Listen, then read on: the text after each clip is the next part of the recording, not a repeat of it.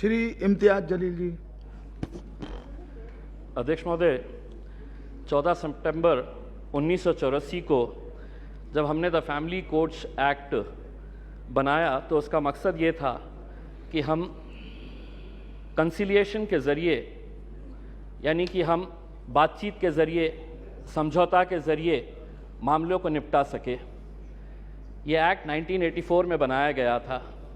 आज तकरीबन 40 साल के बाद अगर हम सब ये सवाल करें अपने आप से कि क्या ये एक्ट बनने के बाद हमने इस एक्ट के ज़रिए फैमिली कोर्ट में जितने भी मामले आए हैं उनको इंसाफ दिलाने के अंदर हम कामयाब हुए हैं, तो दुर्भाग्यवश मैं ये कहना चाहूँगा कि हमारा जवाब नहीं होगा। वरना आज 40 साल के बाद करीब 12 लाख जो फैमिली कोर्ट के मैटर्स है वो अदालतों के अंदर इंसाफ का इंतज़ार नहीं कर रहे होते। एक्ट बनाना बहुत आसान है, लेकिन एक्ट बनाने के बाद उसका इम्प्लीमेंटेशन हो रहा है या नहीं हो रहा है, ये भी इस सदन की जिम्मेदारी है कि इसके ऊपर नज़र रखना। वरना एक्ट तो बन गया, लेकिन आज क्या वजह है कि इस 130 करोड़ की आबादी वाले देश के अंदर महज 715 फैमिली कोर्ट चलाए जा रहे हैं। मैं फैमिली कोर्ट का मकसद, मंत्री जी, मैं आपका ध्यान इस बात के ऊपर आकर्षित करना चाहूँगा। अध्यक्ष महोदय, फैमिली कोर्ट्स का मतलब सिर्फ ये नहीं है कि पति पत्नियों का विवाद, कि बच्चा किसके कब्जे में जाएगा, बच्ची किसके कब्जे में जाएगी, एलिमनी की अमाउंट कितनी होगी, कब दी जाएगी, कैसे दी जाएगी, घर किसके कब्जे में जाएगा, किसके हिस्से में जाएगा। फैमिली कोर्ट्स का मतलब हम सिर्फ यही समझते हैं, और बहुत सारे जितने भी सम्मानीय सदस्यों ने कहा है, इन्हीं का उदाहरण दिया है। मैं मंत्री जी आपसे हाथ जोड़कर विनती करना चाहूँगा, हम एक ऐसे समाज के अंदर रहते हैं जहाँ एक नई संस्कृति को हम देख रहे हैं कि हमारे बूढ़े माँ बाप जिन्होंने हमें पाल पोस कर बड़ा किया है, जब वो बूढ़े हो जा रहे हैं तो इस देश के अंदर बहुत सारे ओल्ड एज होम्स खोले जा रहे हैं, वृद्ध आश्रम खोले जा रहे हैं। क्या इनके लिए कोई कानून है कि जिन माँ बाप ने अपने बच्चों को पाल पोस कर बड़ा किया है, जब वो बूढ़े हो गए, बच्चे की शादी हो गई, तो बहू को माँ बाप पसंद नहीं आ रहे, अपने सास ससुर पसंद नहीं आ रहे, बेटा अपने माँ बाप को बोझ समझ रहा है, और एक दिन दोनों बेटा बहू अपने बूढ़े माँ बाप को उठाते हैं, ले जाते हैं, और जिस तरह घर का कचरा उठाकर हम बाहर फेंक देते हैं, तो हम उन्हें ओल्ड एज होम में ले जाकर छोड़ दे रहे हैं। मैं तमाम सदस्यों से हाथ जोड़कर विनती करना चाहूंगा, मैं भी दिवाली के वक्त औरंगाबाद के मेरे चुनावी क्षेत्र के वो एक ओल्ड एज होम में गया था। मंत्री जी, हैरानी हुई वहां पर देखकर कि एक रिटायर्ड जज वहां पर उस ओल्ड एज होम में है। मुझे यकीन नहीं हुआ जब मैंने उसका नाम सुना कि उसके बेटे, इतना बड़ा घर है, ऐसा नहीं है कि बहुत गरीब है कि आप माँ बाप को पाल नहीं सकते हैं, लेकिन एक रिटायर्ड जज भी उस ओल्ड एज होम में जब हमने देखे तो तब समझ में आया कि ये समाज कहां जा रहा है करके। तो ऐसे लोगों के लिए क्या कानून होना चाहिए फैमिली कोर्ट के जरिए? पति पत्नियों का विवाद तो जो है ये जिंदगी भर चलता रहेगा, इन्हें भी इंसाफ मिलना चाहिए, लेकिन वो बूढ़े माँ बाप कहां जाएंगे?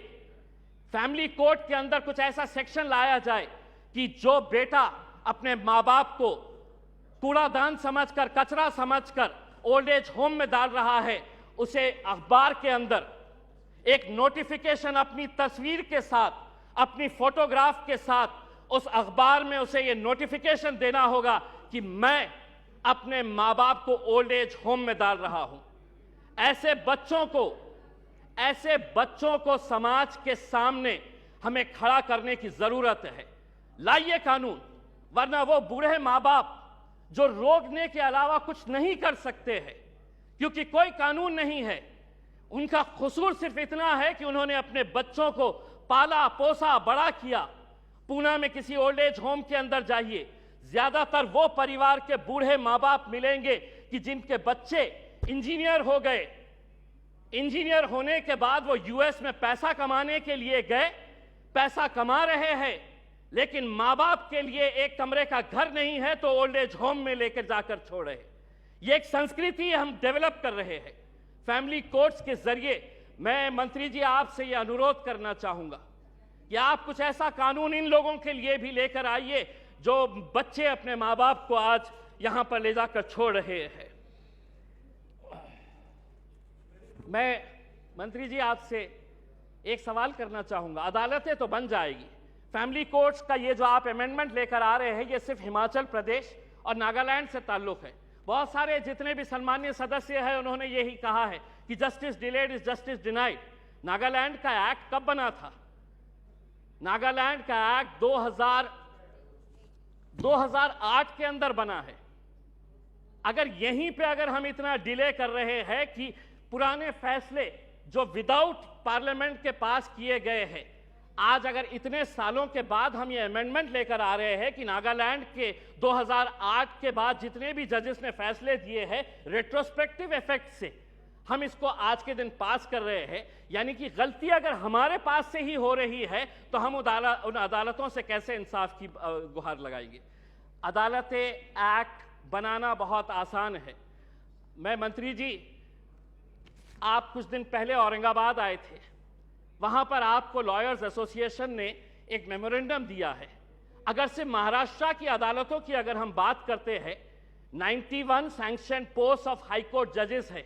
अध्यक्ष महोदय, 91 पोस्ट ऑफ हाई कोर्ट जजेस है, उसमें से महज 56 जजेस है, यानी कि वैकेंसी आप देख लीजिएगा कि तकरीबन 40% वैकेंसीज है। अब मैं आपको अंदर की बात बताता हूं। हाई कोर्ट के जजेस जब अपॉइंट किए जाते हैं तो सुप्रीम कोर्ट का कॉलेजियम इसे डिसाइड करता है। यह पूरा सुप्रीम कोर्ट के कॉलेजियम ने अपना रिकमेंडेशन दे चुका है। क्या वजह है कि सरकार ने इसे इतने सालों से रोक रखी है?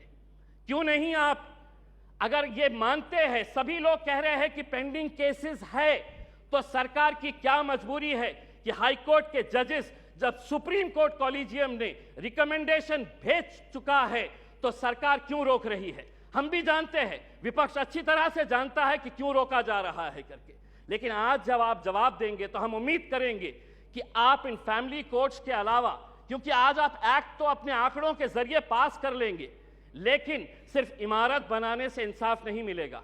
उस इमारत के अंदर उस कुर्सी के ऊपर बैठने वाले, ये सदन कोई मायने नहीं रखता है अगर वो ये स्पीकर की कुर्सी खाली रही तो।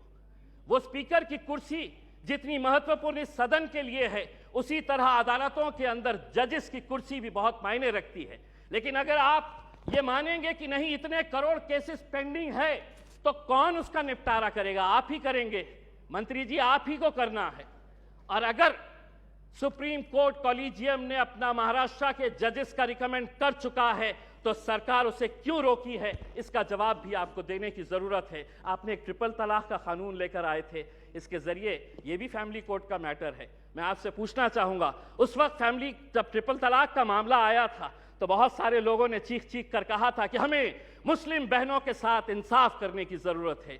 आज वो फैमिलीज भी आपसे पूछना चाहती है, ये एक्ट आपने बनाया, आंकड़ों के जरिए हमारे विरोध होने के बावजूद आपने एक्ट बनाया, अब आपकी जिम्मेदारी है ये बताए कि एक्ट बनने के बाद कितनी मुस्लिम बहनों को आपने इंसाफ देने का काम किया है। ये उम्मीद करते हैं। धन्यवाद। Thank you.